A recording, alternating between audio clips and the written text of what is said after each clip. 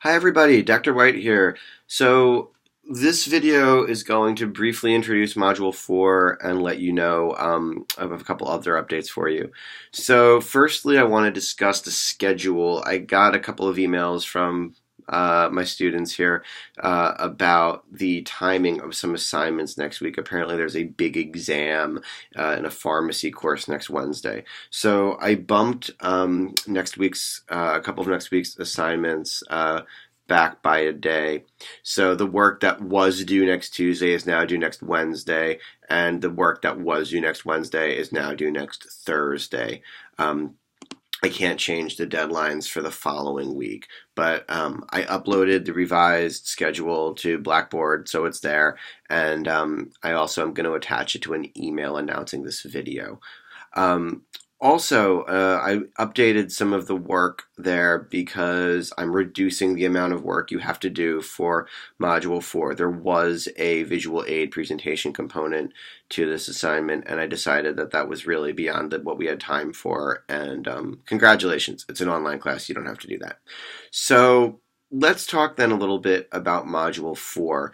So Module 4 is a scholarly dialogue, and let me kind of explain a little bit about how I see this fitting into the course. So in the first three modules, you analyzed your fields, the form of scholarly writing, you compiled an annotated bibliography, and you proposed a scholarly paper for a conference. So we're essentially going through the stages of moving from newbie in your field to expert, from reading about it, understanding how it works, to writing for a scholarly audience, and now participating with that discourse community of practice. There's two steps to a conference panel. Step one is the actual papers, the thing that you would develop your abstract into. Could be anywhere from 5 to 15 minutes, depending on how it works.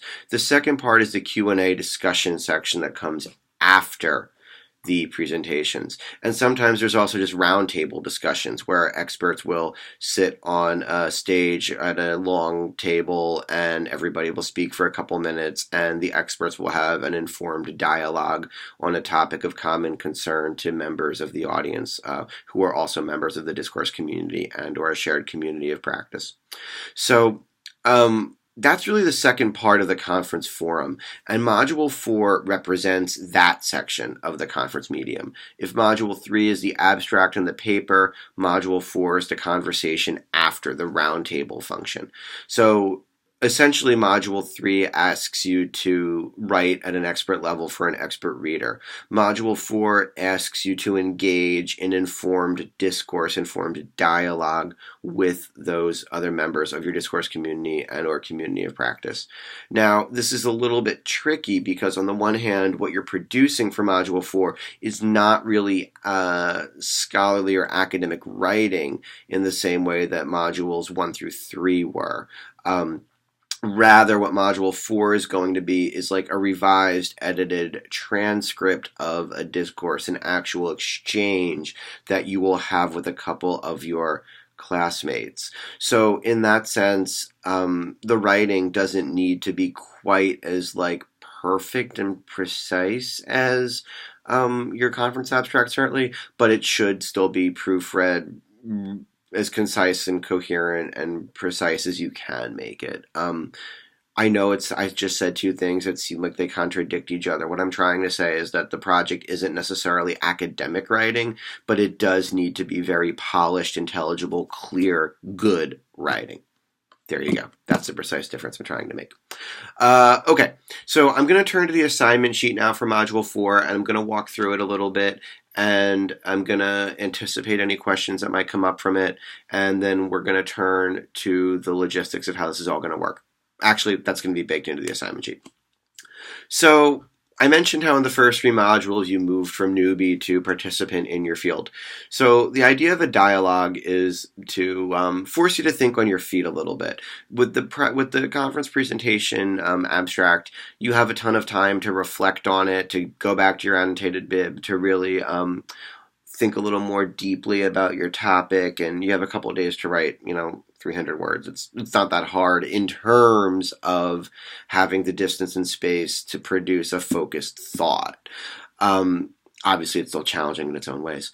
But with Module 4, the idea of the dialogue is that you're thinking on your feet a little more. You're responding to dynamic questions, and it's also forcing you to directly engage community of practice members, discourse community members who are knowledgeable, loosely speaking, about your topic and field, but may not be who aren't going to be working on exactly the same thing, but you nevertheless have shared concerns. So right now, you're all working at the highest level of expertise that you'll be working at in this course. Module 3 is the most focused, expert, precise, narrow document you're producing. With Module 4, I'm asking you to take a little bit of a step back from that level of like specialization and speak to us on a slightly more general level with members of your expert community. So you still need to participate in an informed scholarly dialogue, but you're not necessarily speaking at that precise level. It's more about identifying shared concerns, issues, questions, approaches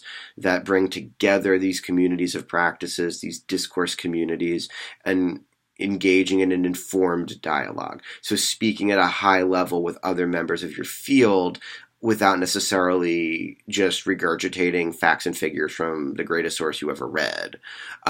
Essentially, this is asking you to network and build connections and to think about how you fit into these communities and how you can function within them. Because not every one of the things about particularly undergraduate coursework is that as you proceed to the level where most of you are, as you advance, you get more and more specialized.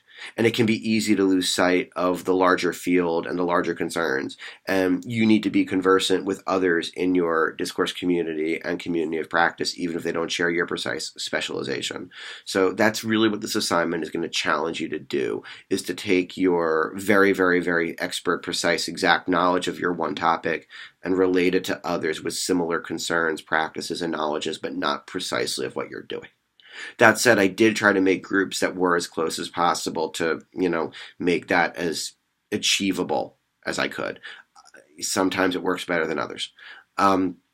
Okay, so to the assignment sheet again. So the introduction offers you a definition of a dialogue. I think we all know what it is. It's an exchange, a conversation between people. The key thing to remember about your dialogue is that it needs to be scholarly. It needs to be informed. What that means is you do need to mention some of the sources from your annotated bibliography, but you need to do it concisely and precisely without getting into too much detail about it. You need to show that you have a working knowledge of your topic and how your topic relates to other topics in your field. Those are the objectives of this assignment. So how is this go? Oh, and expert jargon. You will need to use key terms, scientific terms appropriately, but you don't want to overload the dialogue with them. We need to relate this expert knowledge to others, show how our fields work together, maybe if they have conflicts, how we can help resolve these conflicts without necessarily like infighting. We want to build community, not tear it apart. All right, so to the procedure section of the assignment sheet. I am not going to select your topic. I am creating your groups. And again, I tried to do this as closely as possible based on the work you've done. It's more exact than others, and it's an art, not a science. What I would encourage you to do again is think about what's the like basic level that your topics have in common.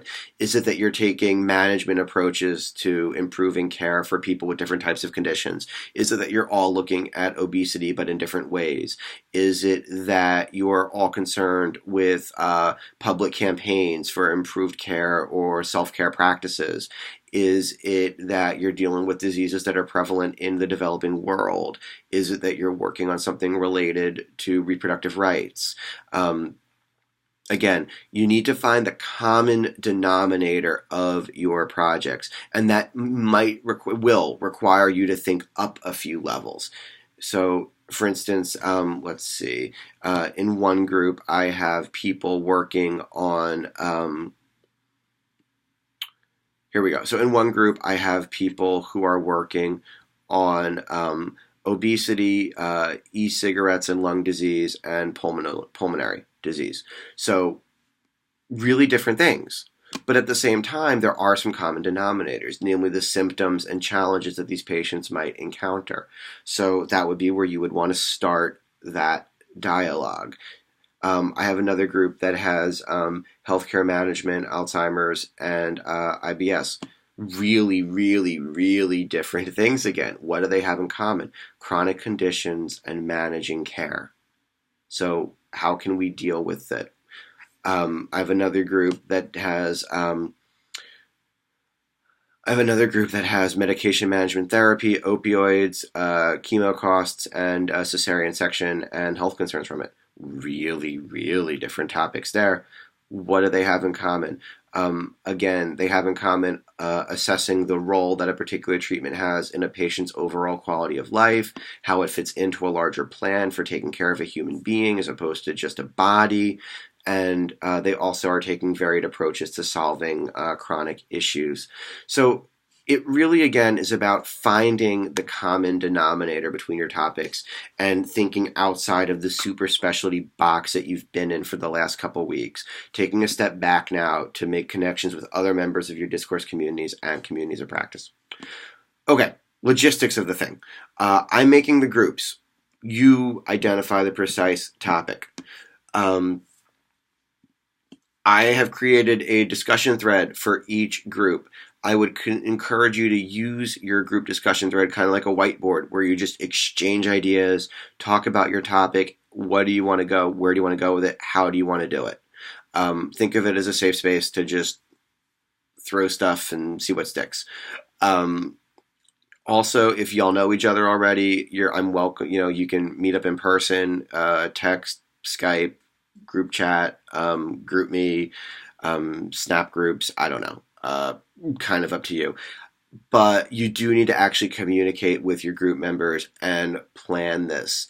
To that point, your final product for this module assignment will have 2 parts. One, a Word doc. The Word doc will be a transcript format. I have an example. And you also need to have a record of your dialogue. So how does this work? Part of this is a revision process. Dialogues are always imperfect. I mean, clearly I'm not speaking from a script here. What I could do is get a transcription of it and revise it into something that's clear, concise, and readable. I don't think anybody, myself included, would want to read word for word what I'm saying here. So think of the project as that kind of a revision, as an informal dialogue and exchange between expert, informed members of a discourse community and community of practice, and then you're going to revise that dialogue into an edited, concise, clear transcript format. Now, the transcript format, if you've ever read a script or a play, if you had a Shakespeare class and you had the Shakespeare, Othello, Hamlet, whatever, it should look like that. Again, I have an example of that in the assignment sheet. I do want you to note the formatting on the transcript format because it is important that it's formatted the way that I formatted it. It makes it readable. It makes it readable. It's not a matter of doing it perfectly. It's just about making it readable. The point of the transcript format is to clearly mark each group member's contributions to the project. What that means, the final transcript should be edited for style and clarity and coherence and cohesion. All of these things it should be edited for. But each group member's voice should be there. I don't know that we need a uniform style so much as the different styles within this transcript need to fit together. It's about bringing together the different topics that are shared concern, the common denominator, more than it is, put it this way, the transcript should sound like 4 different people contributed to it. Make sense? I need 1 transcript from the whole group. I will create a submission link. Only 1 person has to submit that. That'll be for everybody. I also do need, though, a record of your actual dialogue. So there could be a couple of ways you could do this. You could record a conversation if you have a voice conversation. If you have an email exchange where you shoot ideas around, you could forward that to me. If you do it via text, we could do it that way. If you have a conference call, you could record it. Whatever kind of way you conduct this dialogue, this exchange of ideas, I need a record of it. And again, that's to show that everybody's participating and that everybody's pulling their weight, and to also so that I can also see the revision of this transcript from kind of rough draft format to final draft revised transcript version. And just a note on revised transcripts. Revised transcripts will get rid of like verbal pauses, audible pauses, things like yeah, like, so, and it might lightly edit sentence structure for clarity, but I wouldn't waste too much time on that. It's just about getting rid of the fluff to make it intelligible and high enough level. Let's see. Assessment. The dialogue will be assessed on the following criteria: completeness, word count.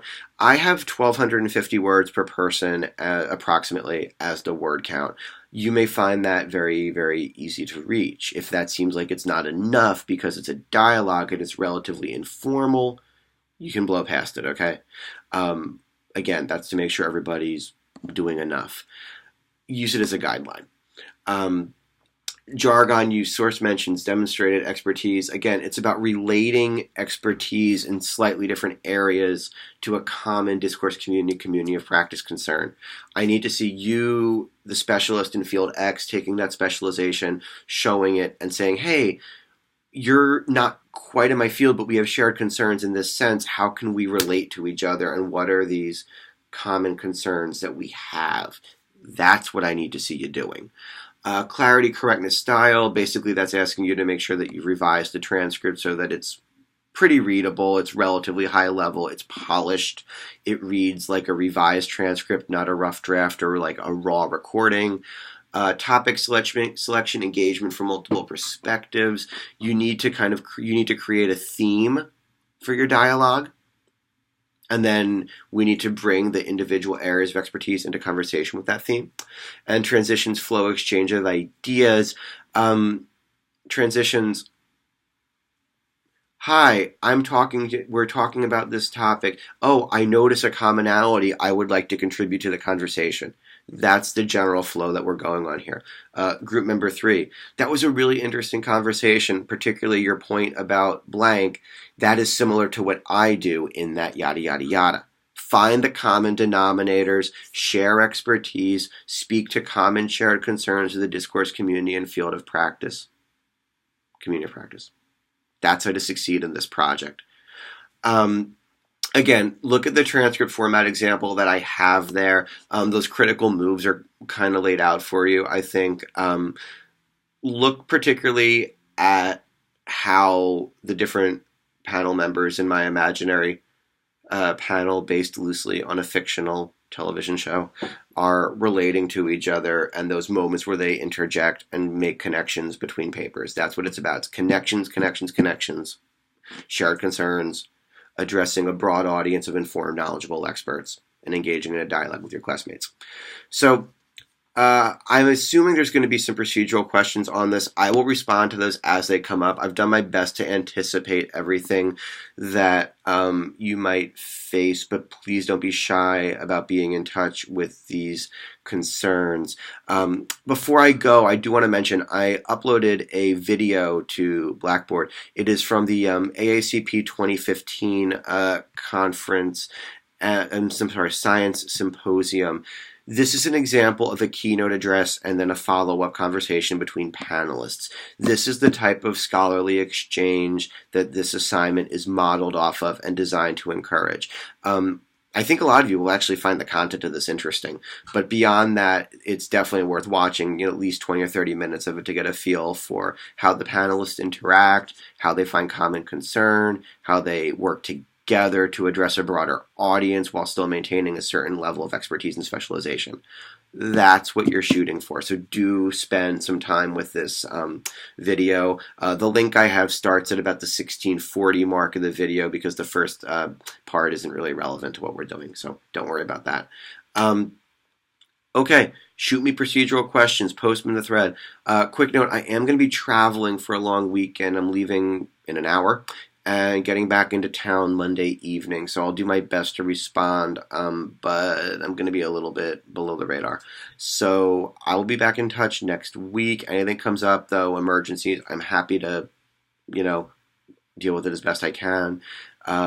Good luck. I think you're going to find this to be an interesting, challenging, hopefully fun assignment.